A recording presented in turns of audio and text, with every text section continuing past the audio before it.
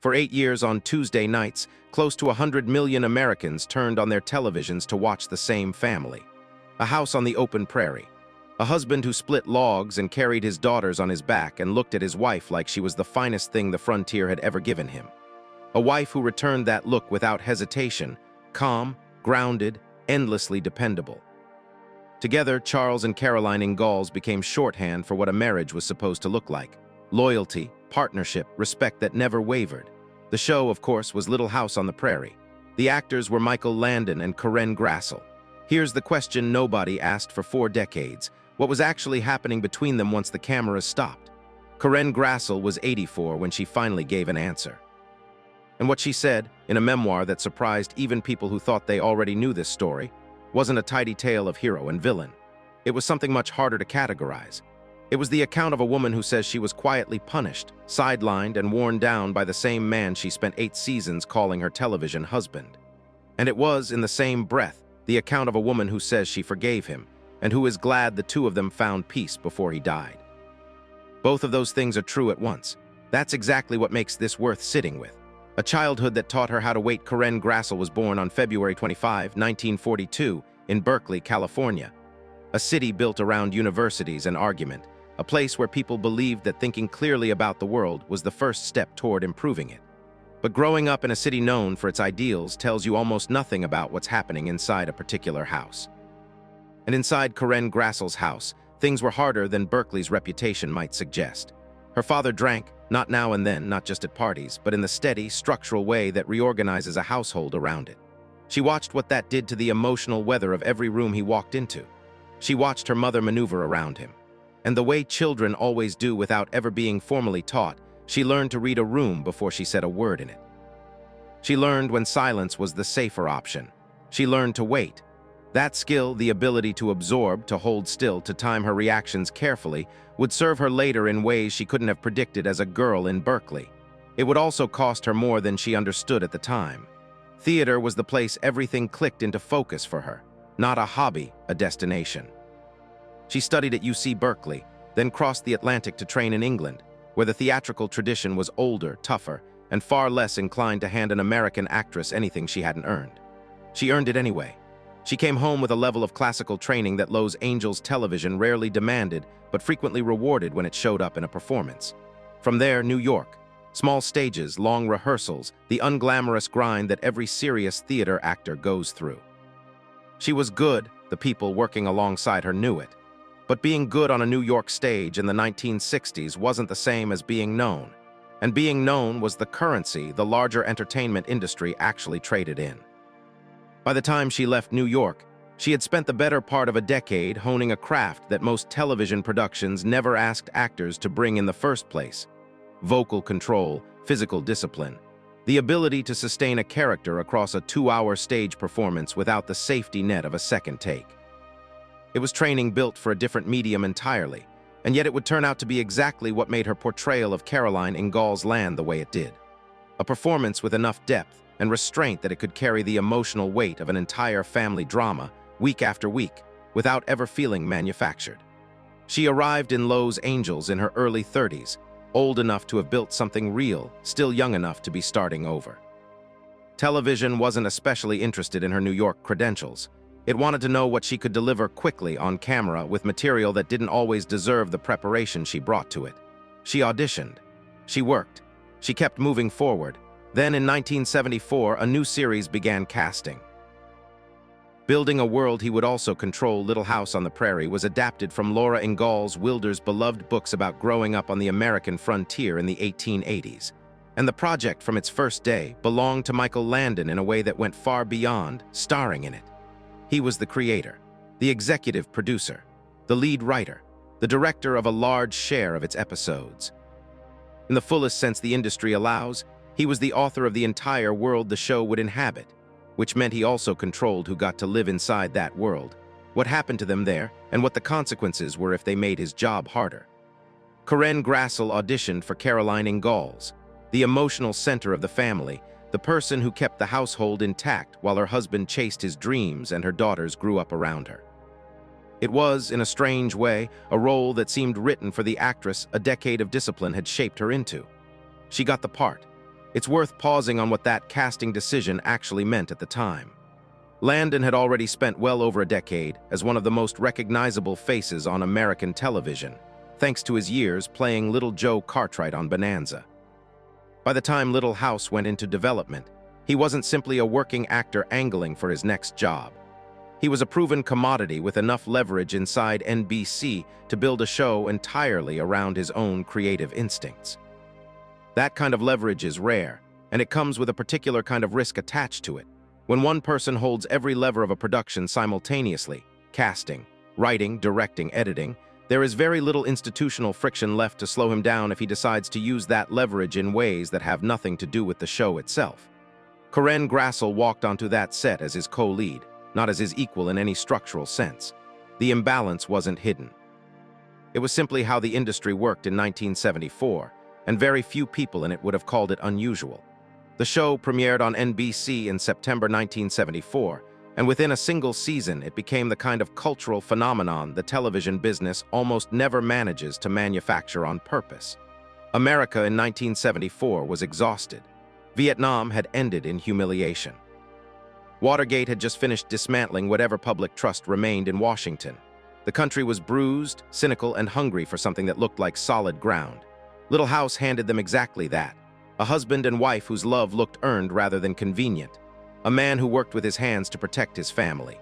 A woman who fed her children, ran her home, and stood next to her husband like someone who had chosen him freely and would keep choosing him. Audiences believed every bit of it, partly because Michael Landon was magnetic on screen, and partly because Karen Grassle brought something to Caroline that no script could manufacture on its own.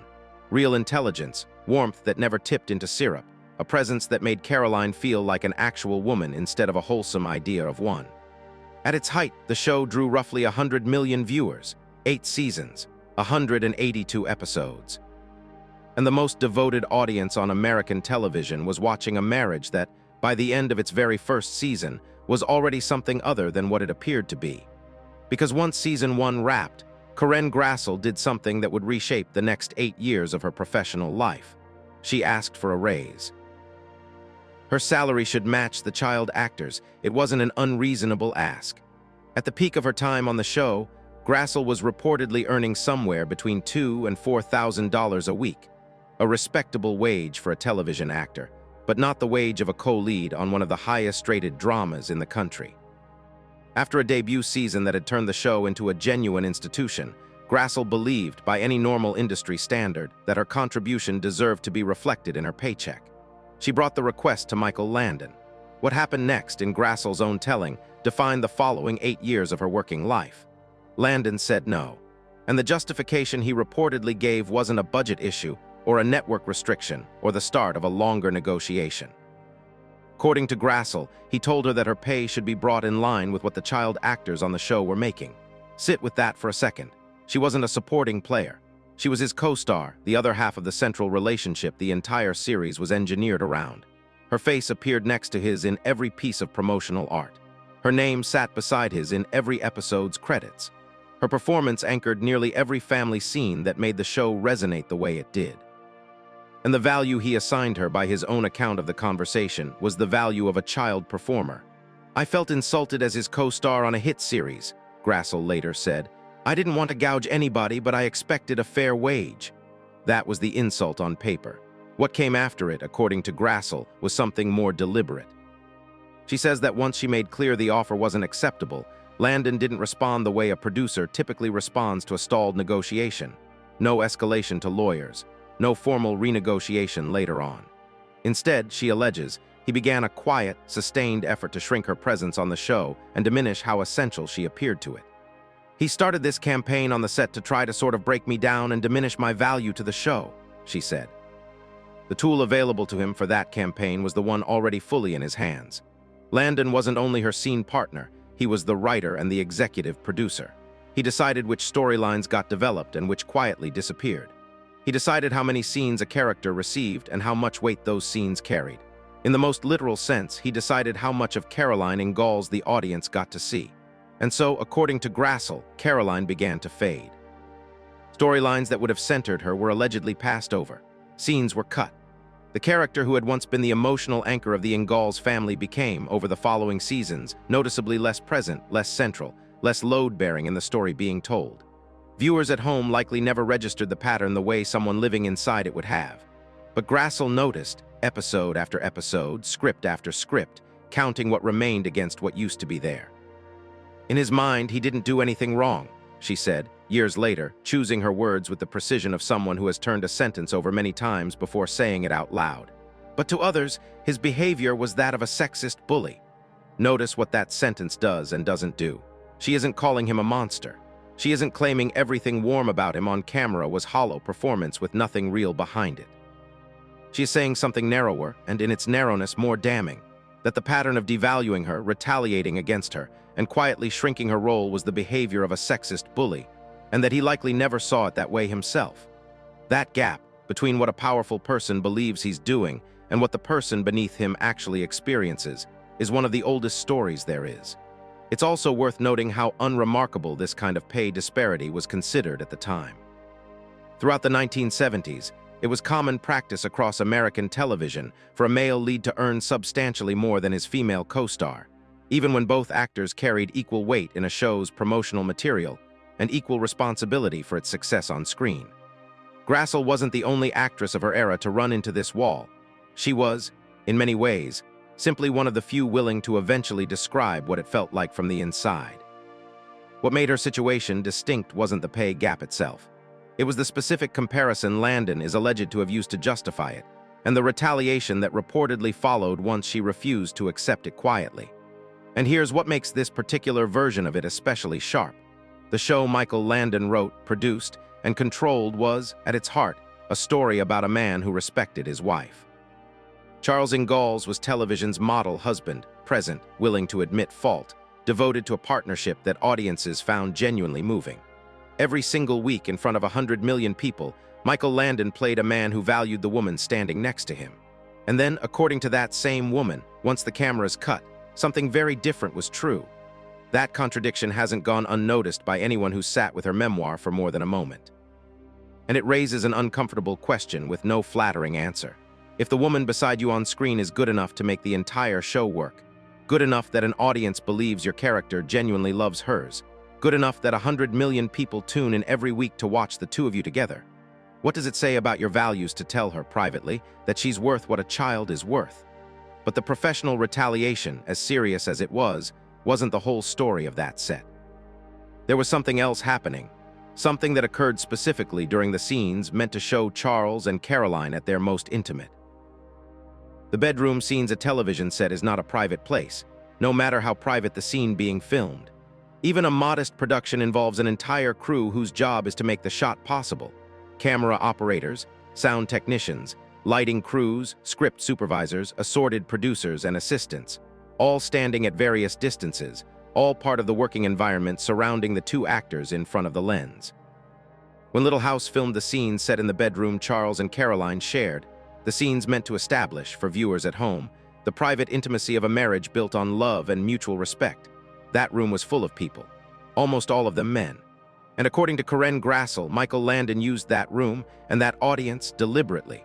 She describes it in her memoir with the kind of precision that suggests she has never once forgotten the details. During the filming of these scenes, she says, Landon would make jokes, not the kind that release tension on a long shooting day, not the kind that bring a crew together in shared laughter, but jokes about women's bodies, about how women smelled after sex, about female anatomy, delivered with the confidence of someone who knew exactly how much control he held over the room. The men around him laughed. The woman the jokes were aimed at said nothing. It was almost like I was frozen, Grassle later said. That word, frozen, matters. It isn't the language of indifference. It's the language of someone paralyzed by a situation her professional training had never prepared her for, inside a power structure that gave her no real tools to respond, in an era that hadn't yet handed women the vocabulary to name what was happening to them. As a woman in the 1970s film industry, she said, I was so accustomed to these put-downs, it never occurred to me to sharply rebuke him. I kept up the professionalism. I'd be the good girl, play the part, and hope. Read that sequence again. Keep up the professionalism, be the good girl, play the part, and hope. That wasn't passivity, that was a survival strategy, shaped by a woman who understood exactly what it would cost her to openly confront the executive producer who controlled her storylines, and by extension, her career. She had already watched what happened after she asked for a fair salary. She had already seen her scenes disappear. She knew what the price of pushing back a second time might be. "I just sat there with all these men standing around laughing at his jokes," she said, "and I couldn't do anything." And then the line that may capture the specific cruelty of those years better than any other in her account. "We didn't even have a word for sexual harassment." That single sentence is a historical record in miniature, a snapshot of the 1970s, before the legal frameworks and cultural language existed to name what was happening to women across nearly every American industry. Grassle wasn't an unusual case. She was a representative one. The difference is that, decades later, at 84, with a word for it finally available and an audience finally ready to hear it, she wrote it down under her own name. It's worth being precise about the boundaries of what she has described. In an interview with Fox News, Grassle said plainly, "I did not have a problem with anyone ever assaulting me or anything like that." That statement belongs in any honest account of this story. What she describes, the verbal degradation, the jokes made at her expense in front of a room full of men, the professional retaliation for asking to be paid fairly, is serious enough to stand on its own. It doesn't need exaggeration to register as real damage. It only needs to be taken seriously as it's actually described. A different vantage point, Allison Arngrim, who played Nellie Olson from the show's earliest days, was a child when she joined the cast and a teenager for most of her time on it. She was on that set. She witnessed the same environment Grassle describes, and when she spoke about it later, she confirmed the basic truth of the jokes, while adding a layer that any honest account of this story has to include. Arngrim has said that, at the time, from her much younger vantage point, she found the humor funny. She's acknowledged she understood it wasn't for everyone and could be crude, but her experience of it, as a teenager on that set, was not the same as the experience of the grown woman those jokes were actually aimed at. That distinction matters. It's a reminder that the same environment can land completely differently on different people inside it. A teenage girl who found a powerful man's humor entertaining isn't wrong about her own experience. Neither is the adult woman who sat frozen while that same humor was used against her. Both things can be true simultaneously. The complexity of a real situation doesn't disappear just because two people remember it differently.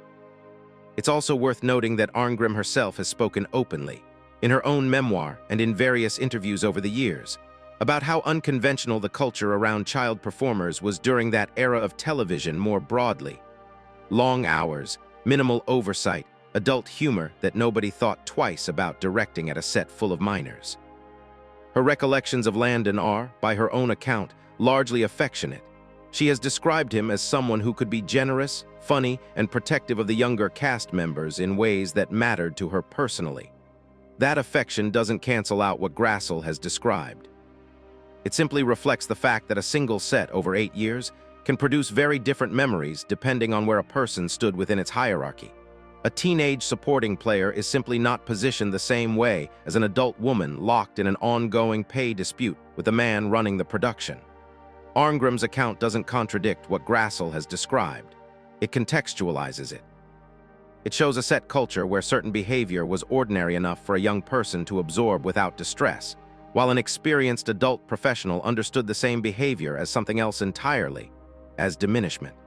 And Grassle carried that understanding through 8 seasons, 182 episodes, and years of publicly performing a marriage built on mutual respect. But the difficulty on set wasn't the only battle she was fighting. There was a private one running underneath it, one she'd been carrying long before the show ever began, and one she'd eventually find the nerve to name in the very same memoir. The distance between the woman on screen and the woman living off it, there's a particular kind of loneliness in the gap between a public image and a private reality. Most people who carry that gap carry it quietly, performing whatever version of themselves the world requires, and going home to the version the world never sees, managing the space between the two however they can. For Karen Grassle, during her years playing Caroline Ingalls, that gap was wider than any Tuesday night viewer could have guessed. The woman America watched was steadiness itself, present in every crisis, calm through every storm, the fixed point her husband and daughters orbited without question. She never cracked on screen. She was, in the show's own visual language, the picture of maternal strength. The woman behind that performance was fighting something that had nothing to do with the frontier. Grassle has said, with the same directness that runs through the rest of her memoir, that during her years on the show she was functioning as an alcoholic. That phrase deserves care, because it's easy to misread in either direction. It doesn't mean her drinking was invisible to everyone around her, and it doesn't mean it was harmless. It means she kept showing up, kept delivering the performance the production required. While carrying a dependency that quietly extracted a cost, the performance itself was designed to hide. This wasn't unconnected to where she started. She had grown up watching what alcohol does to a household, with a father whose drinking shaped the emotional climate of her childhood, and she'd learned early how to manage difficult environments by absorbing them rather than confronting them head-on. She brought that same coping skill to the Little House set and used it to get through a workplace where the most powerful person on the production in her account was making her feel, deliberately and repeatedly, that she was worth less than she was. The combination of all of it, the professional sidelining, the verbal degradation, the daily requirement to perform warmth and partnership opposite the man responsible for both, built a pressure that she couldn't always contain. I ran myself into the ground with resentment and anger and hurt feelings and just pure exhaustion, she later admitted. That's a portrait of someone being worn down gradually, not through one dramatic breaking point, but through the accumulated weight of resentment with nowhere to go, anger that couldn't be voiced, and hurt that had to be converted every morning into the composed, radiant face of Caroline Ingalls. She has also said that during this period she was unfaithful to her then-fiancé. She doesn't offer that detail as an excuse or a bid for sympathy. She offers it as part of an honest accounting of who she was during those years. A woman under extraordinary strain, making choices she later had to reckon with, living a life that diverged in more than one way from the life she was performing on screen. The memoir is titled Bright Lights, Prairie Dust, Reflections on Life, Loss, and Love from Little House's Ma. That subtitle isn't the language of someone who spent 40 years polishing a comfortable version of her own past. It's the language of someone who finally sat down with the entire complicated shape of her story and decided at 84 to tell it without cutting out the parts that made her look less than perfect. It took me a long time to really dig in and fully uncover the layers of my story, she said. I had to resist my natural propensity for privacy to get to the truth. That phrase, her natural propensity for privacy, explains more than almost anything else why it took 4 decades. Grassle isn't, by temperament, someone who invites the world into her interior life. She's a Berkeley-educated, London-trained theater actress who built her professional identity on discipline and craft, on the belief that the performance is what belongs to the audience and everything else is hers alone. That instinct wasn't just a survival strategy, it was part of who she was. And it served her badly in ways it took her decades to fully see, because the things we don't say don't simply vanish. They accumulate. They surface elsewhere, in the choices we make, the relationships we enter, the dependencies we build to manage everything we're not saying out loud.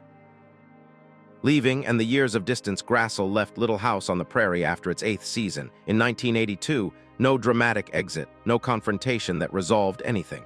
She simply finished out her contract and didn't renew it. The show continued for 2 more seasons without her, and audiences absorbed her absence the way audiences always do, by watching whatever came next. Her career didn't stop. There was theater, television guest work, smaller roles that never carried the cultural weight Little House had. But she largely stayed away from fan conventions and reunion specials that so many former cast members eventually gravitate toward. I had limited my interactions with fans very much, she said years later. I really didn't go to many events. I didn't hang out with everybody. I separated myself. That wasn't ingratitude. It was the behavior of someone who needed distance from a chapter of her life that had cost her more than she was ready to look at in public. And somewhere inside that distance, in the years after she walked away from the show, something else was quietly taking shape between Karen Grassle and Michael Landon, the man she has since described in the privacy of her own account as someone who diminished her professionally and degraded her personally. Not toward confrontation, not toward any formal resolution. Toward something that may be the most unexpected turn in this entire story. They were moving toward peace. Mending fences, Michael Landon died on July 1, 1991, at 54 years old, of an aggressive form of pancreatic cancer that moved from diagnosis to death in a matter of months. He'd announced his illness publicly that April, and the response from the American public was the kind that only happens when someone has occupied a genuine place in the country's emotional life for a long time. Letters poured in. Vigils were held. The press covered his final months with the reverence reserved for people whose public image has, over decades, become inseparable from something the culture holds dear. He was Charles Ingalls. He was little Joe Cartwright from Bonanza. In the imagination of the viewing public, he stood for something good. Karen Grassle knew a more complicated version of that same man. And yet, before Landon died, before the illness finished what it had started, Grassle went to see him. She doesn't reconstruct that meeting scene by scene in her memoir. She doesn't offer a transcript of what passed between them. What she offers is simply the fact of it and the feeling that remained afterward. "I am very grateful that we mended our fences," she said. 5 words carry the entire weight of that sentence. We mended our fences. Not that she quietly forgave him alone without anything from him in return. Not that she simply released her resentment and moved on unilaterally. Something passed between the two of them, some form of acknowledgement, some gesture toward repair, that left her, decades later, describing the experience as one she's grateful for. That is a remarkable thing to say about someone she has also called a sexist bully.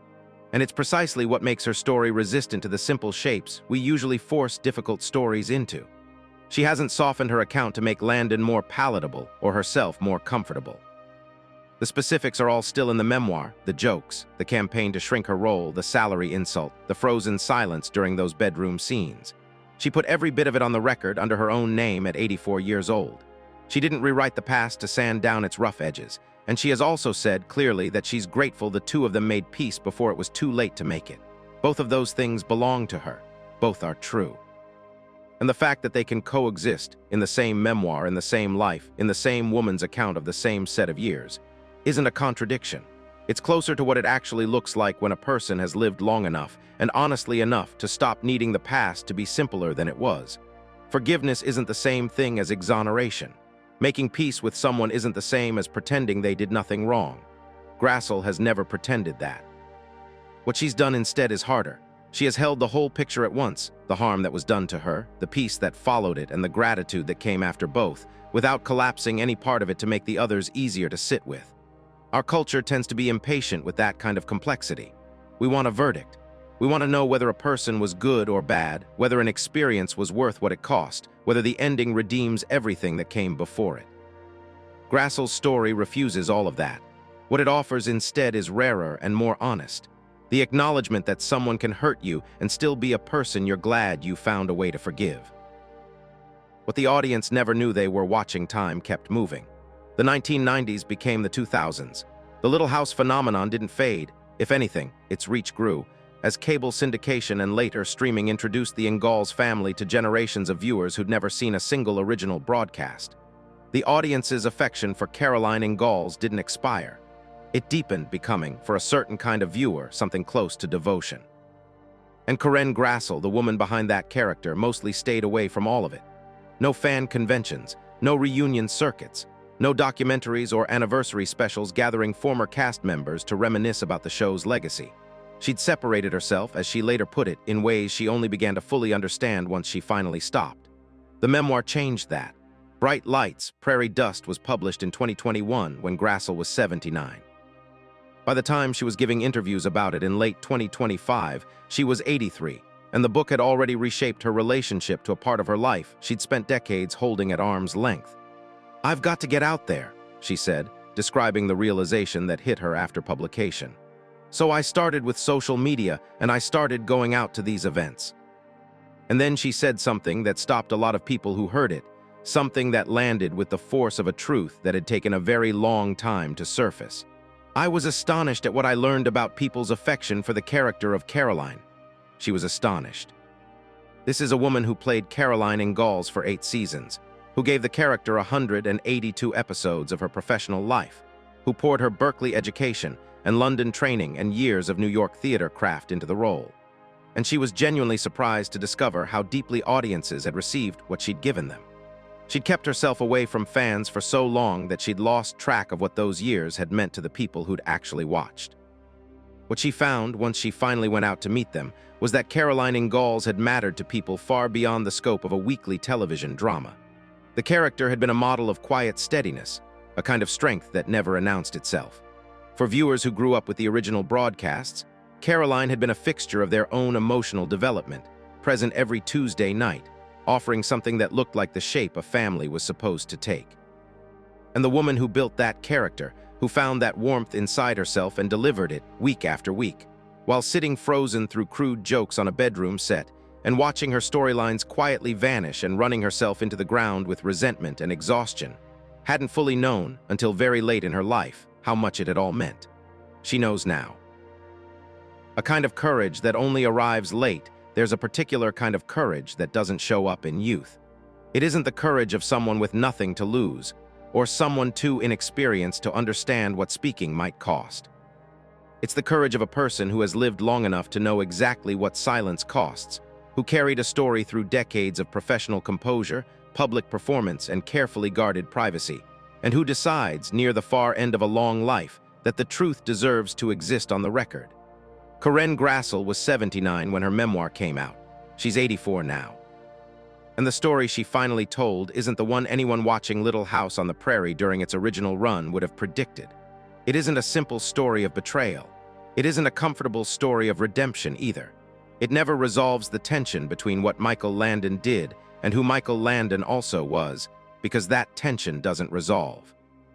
It holds the diminishment and the peace, the degradation and the gratitude, 8 seasons of real professional damage, and a set of fences mended just before a man died at 54 of a disease that gave the two of them barely enough time. Grassle has never asked her audience to pick a side.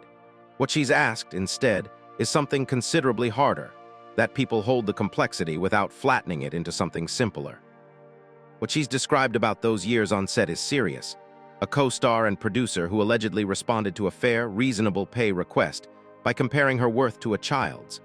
A quiet, sustained effort to shrink her presence in the story and diminish her standing on the production.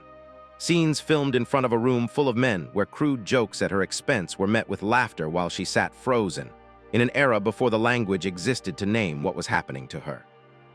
These are her words, her account, offered under her own name in a book that took her years to build the honesty to write. Michael Landon is no longer here to give his own account. People who knew him, worked with him, and loved him carry perspectives that differ from hers. Alison Arngrim, who was there, confirmed the basic culture of the set while describing her own experience of it in different terms. The picture, as it usually is when we're being honest about the past, isn't a single color. And still, Karen Grassle's voice, specific and carefully chosen, the voice of a woman trained in Berkeley and London and New York who spent 8 years performing devotion opposite a man she's now willing to describe plainly, adds something to the record that wasn't there before. It adds the interior experience of the woman standing beside Charles Ingalls while the cameras rolled, the one who stayed quiet, kept up the professionalism, played the part, and hoped. She isn't playing the part anymore. As of late 2025 at 83, she was still doing interviews, still attending fan events, still discovering with what she describes as genuine astonishment just how deeply audiences across 5 decades have loved the character of Caroline. She has a son. She lives in the San Francisco Bay Area, not far from where she started in Berkeley. The real distance in this story was never geographic. In one of her more recent interviews, she summarized the whole arc of it simply. It took her a long time to fully uncover the layers of her own story. She had to resist her natural instinct toward privacy to get anywhere near the truth. She had to dig, her words specific and physical like someone working with their hands, before she found what was underneath. What was underneath, once she finally reached it, wasn't a simple wound, and it wasn't a simple healing either. It was the truth of a woman harmed in ways her era gave her no tools to address, who got through those years on a mix of professional discipline and private struggle, who made peace with the man responsible before time ran out, and who then carried the full weight of that complexity for another 30 years before finding, at 79, the language to finally set it down. Audiences loved Caroline Ingalls for her steadiness, for the way she held her family together without ever seeming to strain under the weight of it, for a quiet strength that never called attention to itself. They weren't wrong to love her for those things, but they were watching a performance, and the woman delivering it was doing something considerably harder than the character ever had to do on screen. Caroline Ingalls had a husband who valued her. Karen Grassle, by her own account, had a co-star who told her she was worth what a child was worth. She showed up anyway, every Tuesday, 182 times, and she made Caroline Ingalls so real, so warm, so genuinely present, that 50 years later people are still astonished by the depth of their own affection for a woman who never existed, brought fully to life by a woman who did. There's also something worth saying about why this story keeps resurfacing decades later, long after the show itself stopped producing new episodes. Part of it is simple nostalgia, the built-in staying power of a series that shaped how millions of people picture family life, whether or not that picture was ever entirely accurate to begin with. But part of it is something more specific to this particular moment in how we talk about the past. Grassle's memoir arrived at a time when the entertainment industry, and the public watching it, had already spent several years reassessing decades of behavior that had once been treated as simply how things were done. Her account didn't emerge in isolation. It landed inside a much larger, ongoing conversation about what women in film and television endured quietly for generations before there was a shared vocabulary, let alone any real mechanism for addressing it. That context matters because it changes how a story like this one gets received. 40 years ago, an account like Grassle's might have been dismissed outright, treated as an actress airing a grudge against a beloved star, or simply ignored by outlets uninterested in complicating a nostalgic property. Today, there's a wider willingness to hold two things at once: genuine affection for a cultural touchstone and genuine reckoning with what its production may have cost the people inside it. Grassle's memoir doesn't ask readers to throw out their memories of Little House on the Prairie. It asks them to widen the frame around those memories, to understand that the steadiness Caroline Ingalls projected on screen was in part manufactured out of a woman's private exhaustion, and that the tenderness Charles Ingalls showed his wife every week existed alongside a very different dynamic once the crew called cut. It's a lot to hold at once. It was a lot for Grassle to hold for most of her adult life, but by her own account, the holding got lighter once she finally put it into words.